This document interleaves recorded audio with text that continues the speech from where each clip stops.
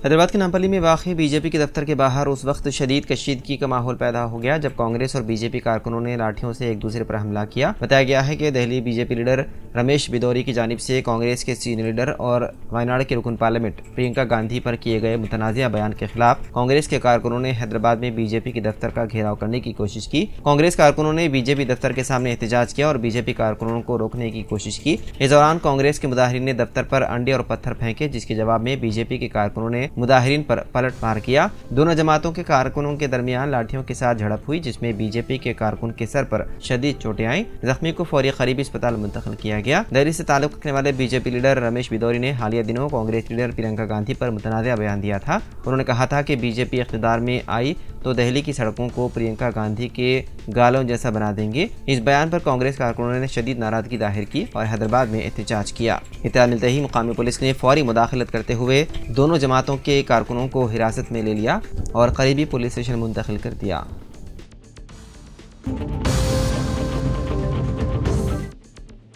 Supreme court نے ملک میں کسی بھی مذہبی مقام کی حیثیت تبدیل کرنے سے متعلق درخواستوں کی سماعت پر پابندی عائد کر رکھی ہے۔ اس کے باوجود سنبھل کے بعد اب علی گڑھ کی جامع مسجد کا معاملہ بھی عدالت میں پہنچ گیا۔ علی گڑھ کی جامع مسجد مغل شہنشاہ محمد شاہ کے دور میں 1724 میں گورنر ثابت خان نے تعمیر کروانا شروع کی تھی۔ اس مسجد کی تعمیر مکمل ہونے پر 4 سال لگے اور یہ 1728 میں مکمل ہوئی۔ R T I activist Keshav Dev Gautam نے علی گڑھ کی ضلع عدالت میں ایک درخواست دائر کی ہے، جس میں مسجد کو ہندو قلعہ قرار دیتے ہوئے دعویٰ کیا گیا ہے کہ مسجد کے پاس موجود ستون پر اوم کا نشان پایا جاتا ہے۔ درخواست میں کہا گیا ہے کہ آر ٹی آئی کے ذریعے حاصل معلومات کے مطابق جامع مسجد کو آثار قدیمہ سروے آف انڈیا کے ریکارڈ میں جائیداد کے طور پر درج نہیں کیا گیا۔ مزید یہ بھی کہا گیا ہے کہ مذکورہ قلعہ اے ایس آئی کی طرف سے نوٹیفائڈ ہے اور اس کی باقیات بدھ استوپ یا مندر سے مماثلت رکھتی ہے۔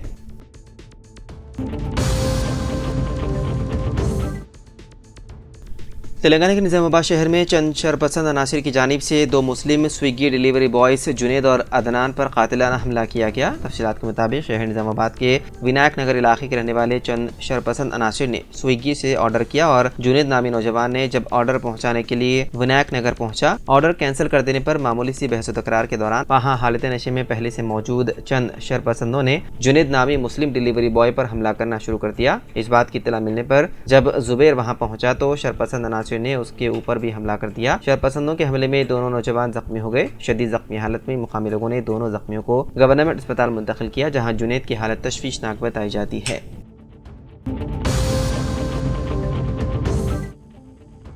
حیدرآباد کے مضافات میں واقع گٹکیسر پولیس اسٹیشن حدود میں کار میں 2 افراد زندہ جھلس گئے۔ شروعات میں اسے حادثہ سمجھا گیا تھا، لیکن اس معاملے نے نیا موڑ لیا ہے۔ ابتدائی طور پر پولیس نے سمجھا کہ دونوں افراد کی موت اس وقت ہوئی جب گھنپور سروس روڈ پر سفر کے دوران کار میں حادثاتی طور پر آگ لگ گئی، لیکن تحقیقات کے دوران پتہ چلا کہ یہ دونوں عاشق معشوقہ تھے۔ پیر کی شام پیش آنے والے اس واقعے میں مرنے والوں کی شناخت شری رام اور لکیتا کے طور پر ہوئی ہے۔ ذرائع کے مطابق ایسا محسوس ہوتا ہے کہ ان دونوں نے گاڑی کے اندر ہی پیٹرول ڈال کر آگ لگا لی اور موقع پر ہی ان کی موت ہو گئی۔ ذرائع سے پتہ چلا کہ وہ دونوں ایک دوسرے سے محبت کرتے تھے اور شادی کے خواہش مند تھے، تاہم ان کا ایک رشتہ دار اس نوجوان کو بلیک میل کر رہا تھا اور ہراساں کر رہا تھا، جس سے تنگ آ کر کل ان دونوں نے یہ انتہائی اقدام کیا۔ نوجوان نے مرنے سے پہلے 3 صفحات کا خودکش نوٹ چھوڑا، جس میں اس نے تمام تفصیلات کا ذکر کیا۔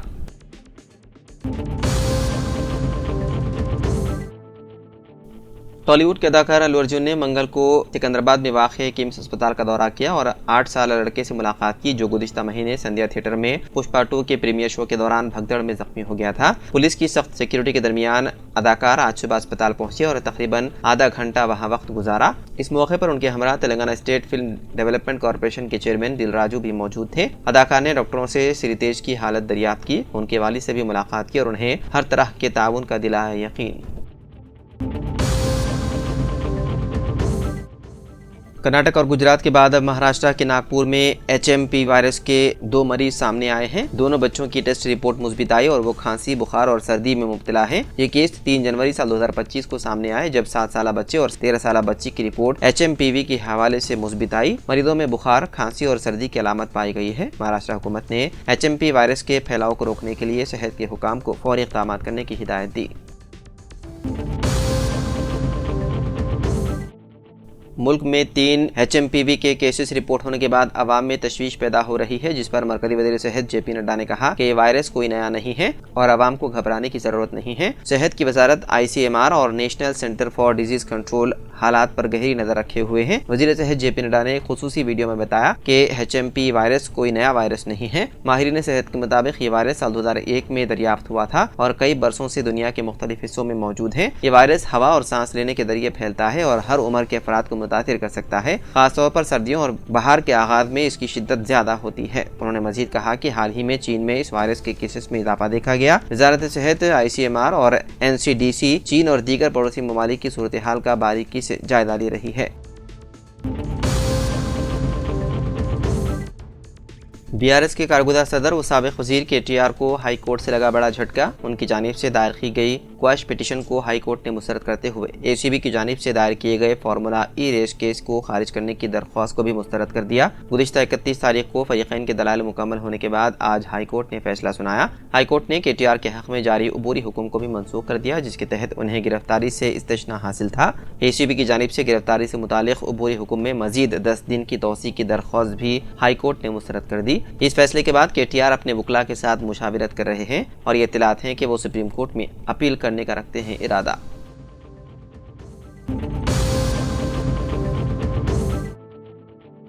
नेपाल और तिब्बत में मंगल की सुबह 1 घंटे के दौरान ज़लज़ले के झटके महसूस किए गए, जिनमें 7.1 शिद्दत का ताकतवर ज़लज़ला भी शामिल था, जिसने तिब्बत को हिलाकर रख दिया। ज़लज़लों के झटके तिब्बत, नेपाल, हिंदुस्तान और भूटान के कई इलाकों में महसूस किए गए, जिन्होंने इमारतों को लरज़ा दिया। मुकामी मीडिया के हवाले से बताया गया है कि तिब्बती खित्ते में ज़लज़ले से कम अज़ कम 36 अफराद हलाक हुए हैं। इसके अलावा दिल्ली NCR, बिहार के दारुल हुकूमत पटना और शुमाली हिंदुस्तान के मुख्तलिफ इलाकों में ज़लज़ले के शदीद झटके महसूस किए गए।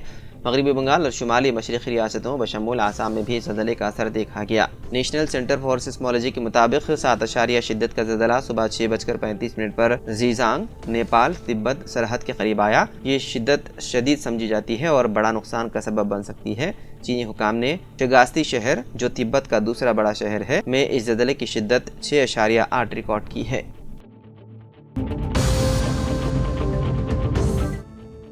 कनाडा की रियासत में एक अहम तब्दीली देखने में आई है। लिबरल पार्टी के लीडर और वज़ीर आज़म जस्टिन ट्रूडो ने अपने ओहदे से इस्तीफा देने का ऐलान किया। उन्होंने कहा कि वो नए लीडर के इंतखाब के बाद अपनी जिम्मेदारियों से सबकदोश हो जाएंगे। ये फैसला ऐसे वक्त में सामने आया है जब उनकी अपनी पार्टी के अरकान काफ़ी अरसे से उनके इस्तीफे का मुतालबा कर रहे थे। जस्टिन ट्रूडो ने कहा कि मैंने पार्टी और गवर्नर को अपने इस्तीफे के बारे में आगाह कर दिया है। जैसे ही नया लीडर मुंतखब हो जाएगा, मैं इस्तीफा दे दूंगा। इस अमल को मुकम्मल करने के लिए मैं पार्लियामेंट को 24 मार्च तक मुअत्तल कर रहा हूँ।